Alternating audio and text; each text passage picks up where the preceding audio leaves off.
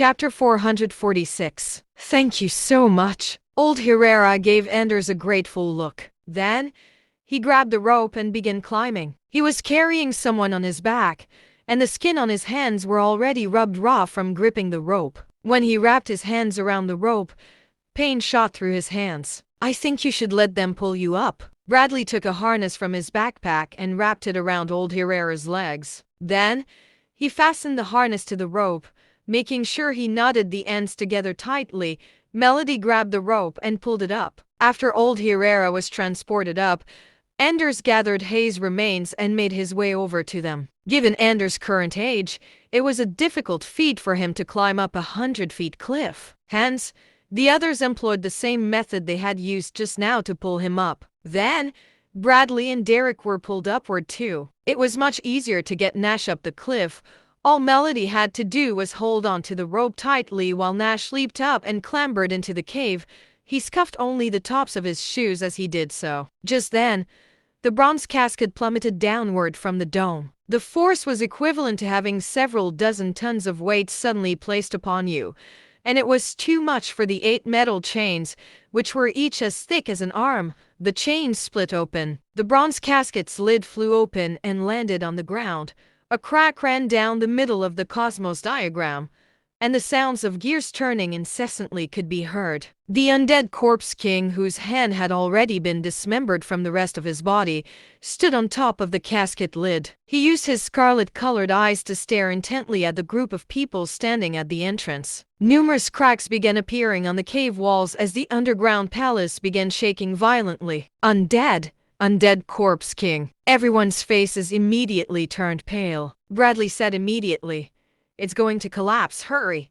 Let's go." Everybody immediately ran helter-skelter toward the exit. Nash exchanged glances with the undead corpse king. He noticed that the blood which was slowly disappearing from the undead corpse king's eyes were turning translucent. There also seemed to be a look of relief in those eyes. With a bang, the dome began collapsing. Nash turned and ran out. The swamp had already dried out, and the now hardened soil was covered in cracks. It looked like it had been through several years of drought. The entire underground castle was collapsing. Everyone dedicated all their attention to escaping. Half an hour later, the highest peak of the 7 pinnacle peaks sank into the ground. Nash and the others had left the caves by then. It was already late at night. However, they did not dare pause. Instead, they continued fleeing the scene. They only dared pause for a break after putting 500 feet between themselves and the scene. Shock coursed through everyone's bodies as they watched a peak slowly sink into the ground. Almost the entire summit had been used in constructing the tomb of the King of Medicine. It was difficult to imagine just how much manpower had been required to build the tomb of the King of Medicine in the first place. 10 minutes later,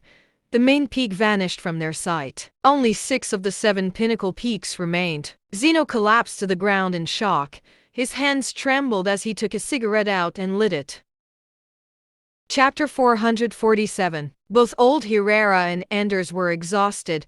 They slumped against a tree while trying to catch their breath. What time is it now? Nash shoved his phone, which had run out of battery, back into his pocket. His push-button phone was in his backpack, and it was difficult to take it out. Melody rolled her sleeve up and looked at her watch. She had a stunned expression on her face as she said, "It's 4 in the morning. Did we spend that much time inside?" They began their descent yesterday morning, and since it was now 4 in the morning, it meant nearly 20 hours had passed. Heidi massaged her stomach as she said listlessly, "No wonder I'm so hungry." Nico smiled. "You'll have to hang in there. We gave all our food to the King of Medicine." Heidi sounded dejected as she said, "But I'm so hungry." It had been almost 20 hours since they last ate, and they had also spent a great deal of physical energy. Not even the strongest ox could withstand such conditions. Old Herrera said, "I think we still have some food in our tent." Anders sighed. "Given our current energy levels, it'll be difficult for us to continue our journey for another hour." Finn turned to Ken and said, "Ken, come with me to look for some food." Ken nodded and walked alongside Finn into the dark forest. Nash found an empty stretch of land and gathered some firewood to light a fire. Everyone sat down around the bonfire and relaxed as the warmth from the fire washed over them. Nico spread some hay beside him and said, Derek, you might as well lay on your stomach since you can't sit properly. The corner of Derek's lips jerked. However, there was nothing else he could do. Nash asked, "How do you feel now? Have the fingers loosened up?" Derek pouted. "They'll burrow even deeper if I even loosen my grip the tiniest bit."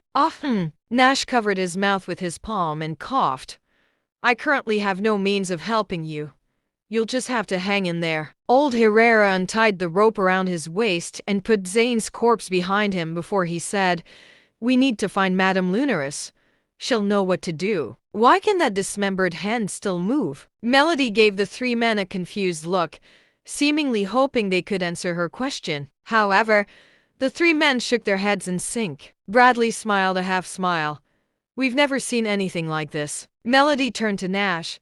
"You're a golden amulet master. You know why this is happening, don't you?" Nash pursed his lips. "Golden amulet masters aren't all powerful.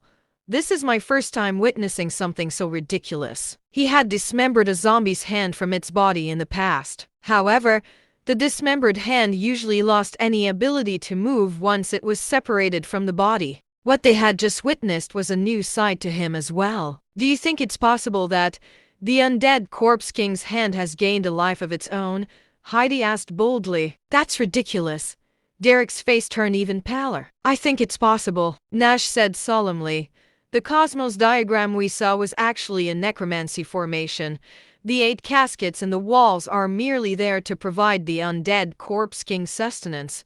Someone is trying to create an even more powerful shadow corpse. Shadow corpses survive on grieving souls and dead spirits. The undead Corpse King must have brought harm to countless people in the past 1,000 years. Just then, Finn and Ken returned with 2 skinned coyotes. Finn grinned.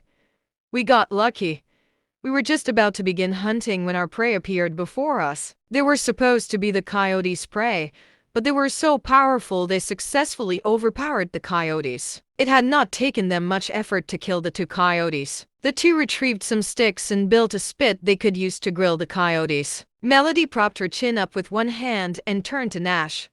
"What next?" Everyone else also paid attention to Nash's explanation. Nash smiled before he continued.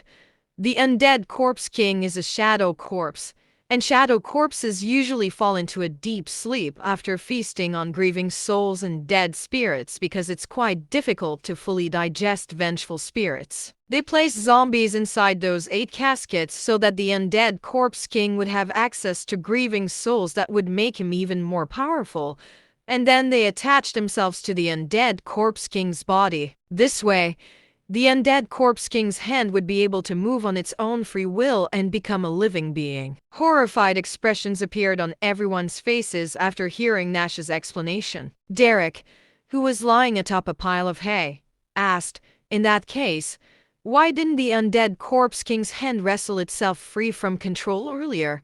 Wouldn't it have wanted to seek for the undead Corpse King?"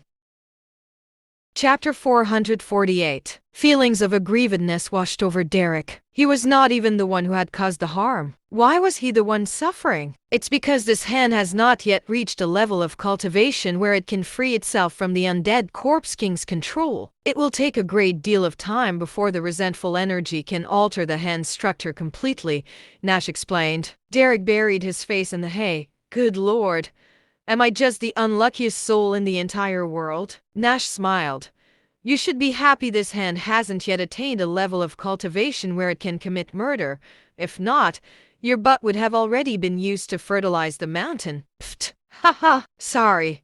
I couldn't hold it in." Melody burst into laughter. Heidi tried forcing herself to hold it in, but she soon began laughing as well. The loud sounds of everyone's laughter embarrassed Derek immensely. Another hour passed, and they began feasting on the roasted meat. Once the sun rose, they would begin their return journey. Nobody dared dawdle, for they wanted to bring Derek to Madame Lunaris as soon as possible. "Mr. Nash, will I ever get the chance to become part of the Tomb Whisperer lineage again?" Anders had a sheepish expression on his face. Although he always claimed it was time for him to retire, Bradley and old Herrera had inspired him. He should work hard to preserve and pass down the skills his ancestors had used to keep their family alive. Old Herrera looked at Nash.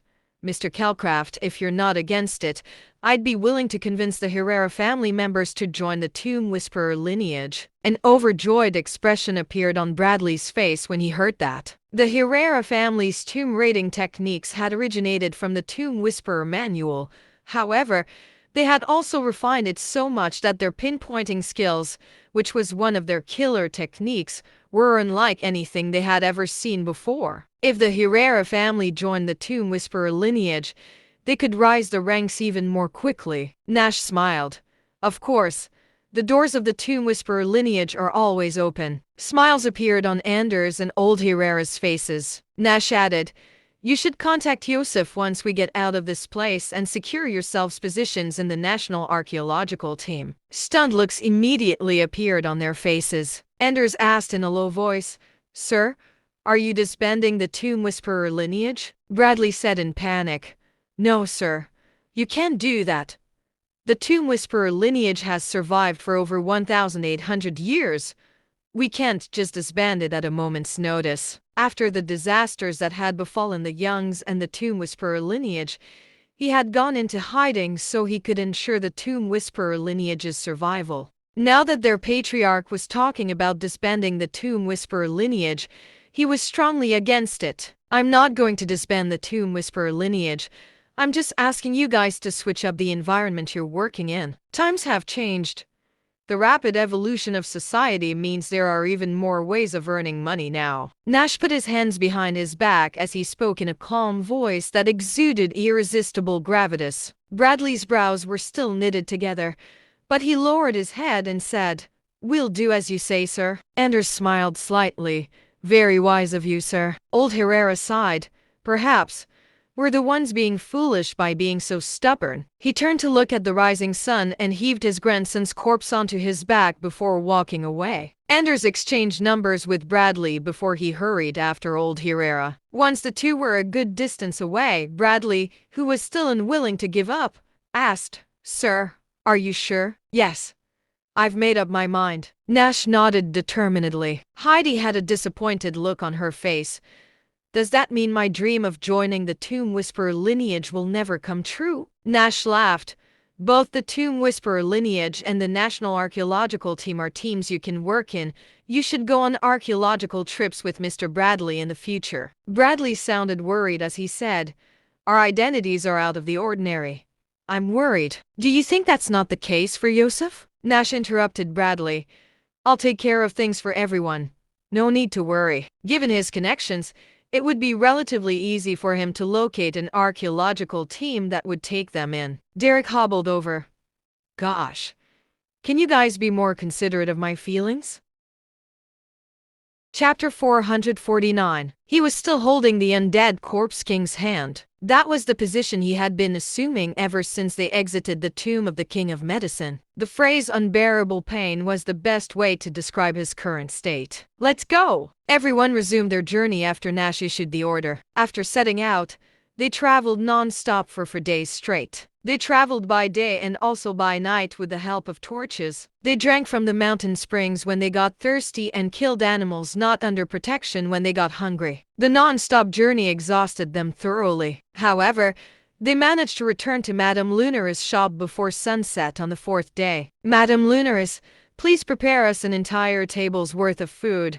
Please be generous with the seasonings." Nico was so excited that he began calling out to Madame Lunaris right after they entered the courtyard. After 4 days of having nothing but bland food, he felt like his tongue was going to fall from his mouth. Derek said weakly, "Madame Lunaris, save me." He turned and showed his butt to Madame Lunaris after he finished his sentence. Madame Lunaris was having tea at the table. After she saw the hand sticking out from Derek's bottom, she smiled and asked, "Does it feel good, young man?" "Good? How the hell could it feel good?" He was already very lucky that he had not died during the journey, and she still had the gall to ask him if it felt good. Derek cursed to himself inwardly, but all he dared to do was pout and say, "Please, Madame Lunaris, please save me.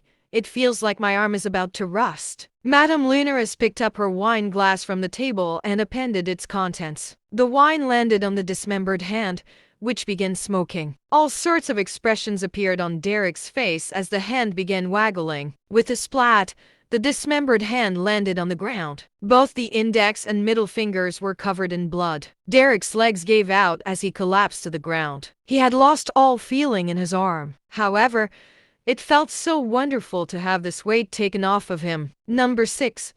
Help him disinfect his intestines. Madame Lunaris turned and yelled toward the kitchen. A plump man who was wearing an apron and prepping food turned to look at Derek. He slashed his knife against the pig intestines laid on top of the chopping block. Derek felt his heartbeat quicken. Disinfect his intestines? How were they going to do that? The plump man made his way over to Derek and swung him into his arms. Nico burst out laughing. Sir, please be careful. This is Derek's first experience. Stop cracking jokes at my expense, Derek yelled in indignance. He could feel blood seeping from his bottom whenever he tried to exert even the slightest bit of strength. He hurriedly tightened his sphincter muscles and fell silent. Madame Lunaris looked at the withered hand on the ground and asked, This is excellent stuff. Are you sure you don't want it? She looked up at everyone else around her. Who the hell would want something like this? I'd already be dead if I hadn't arrived in the nick of time. Finn shook his head, unsure if he should smile or laugh. Melody and Heidi also had the same reactions. They had even backed away so much they were standing behind Nash now. Would you like it, Ken? Nash asked abruptly as he turned to speak to Ken. Nash, is this something that can be kept? Finn asked as he hunched his shoulders. Finn was one of his disciples, and he did not want his future disciples to carry the undead corpse king's dismembered hand in their bags. Nash smiled. It's indeed something that would be wonderful to own. You could even treat it as a pet if you can handle it. Chapter 450. Finn shrugged. You can decide for yourself, Ken. But either way, I'm too afraid of it to want it. Was there anyone who would want to keep a hand as a pet? Could they even take it out with them? It would also be creepy to just leave it at home alone. What should I do? Ken stared at the dismembered hand, his eyes narrowed. A look that was equal parts shock and greed had appeared in Madame Lunaris' eyes when she saw that hand. If even Madame Lunaris, a Mystique loyalty realm expert who spent most of her time holed away, wanted it, what reason did he have to turn it down? I can attach it to your hand, but it'll be pricey. Madame Lunaris rinsed another wine glass and poured some wine into it. Ken remained silent. He only had about $12 on him. How was he going to afford the surgical fees? Finn asked. How much? Madame Lunaris looked up at him, brushing the white-colored hair that obscured her face as she said nonchalantly, $3 billion. $3 billion, Finn and Melody gasped. Ma'am, have you received any formal education? Do you know just how much money $3 billion is? Finn could not stop himself from mocking Madame Lunaris. Even open heart surgery only cost around $1 million. Meanwhile, she charged $3 billion for hand surgery. Ken had a sad smile on his face as he shook his head. Not even his entire life was worth $3 billion. He was just about to turn her down when Nash said, $3 billion is fine, but we'll have to see if your surgery is worth the price you've tacked upon it. Madame Lunaris was a Mystique loyalty realm expert. Given this level of cultivation, she did not need any money. She must have her own reasons for charging $3 billion for the surgery. It was the same as him charging at least $1 billion for every mission he carried out. To outsiders, it was an exorbitant amount to charge, and few clients were willing to pay that amount of money. However, since he had proved his value, he had a steady stream of clients wanting to work with him. Nash, let's forget it. Ken kept his head lowered as he spoke. Only an idiot would pay $3 billion to get a hand replacement operation. Finn added, Nash, think this through. Since she's taken a liking to this hand, why don't we sell it to her for $3 billion instead? Madame Lunaris said when she heard Finn's suggestion, This hand is not valuable. I will only pay $300 million for it. $300 million? Yet, she claimed it was not valuable. Finn was shocked by what Madame Lunaris had said. Melody seemed to realize there was more than what met the eye, and she narrowed her eyes as she asked, So, You're saying that it's your surgery that's valuable. Madame Lunaris shook her head at that too. My surgical skills aren't what brings value to this either. You could just get your hand replaced at the hospital for several $100,000. That stumped everyone. No one could, for the life of them, figure out why Madame Lunaris was charging them $3 billion. Bradley walked over to Nash and whispered something into his ear. The corner of Nash's lips curled upward. Melody, pay up. Melody's eyes widened. Why should she be the one paying? Were they taking advantage of her? If Nash were the only person in the room, she would have begun arguing with him. However, since there were so many people in the room, she had to ensure she did not embarrass him. She took her phone out and began making the payment. Since $3 billion was no small amount of money, it took her around half an hour before she completed the payment. After Madame Lunaris received the money, she grinned as she picked up the dismembered hand and pulled Ken along with her into the room. Dinner was served half an hour later. It was a magnificent feast, with all sorts of meats present. The gang gorged themselves on the food. After they finished eating and drinking to their heart's desire, Derek bounded out of the room. His arm and bottom did not hurt anymore. When Derek saw the leftover food on the table, he grabbed himself a seat and began feasting as well. Why isn't Ken here yet? Did something go wrong with his surgery? Finn started worrying about Ken's safety. Madame Lunaris was getting on in years, and there was no medical equipment here. It was difficult to tell if the surgery would be a success or not. You need to have faith in Madame Lunaris' skills. She used to be a professor at Captain Hospital.